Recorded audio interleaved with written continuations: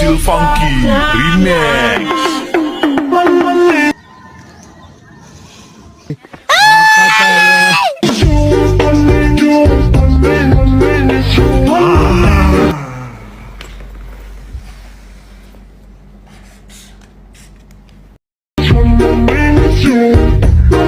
Ito ang tinatawag na snake dragon, kung saan ang isang paa niya ay isa lang ang nakatukod at nakagagat ang kanyang mga.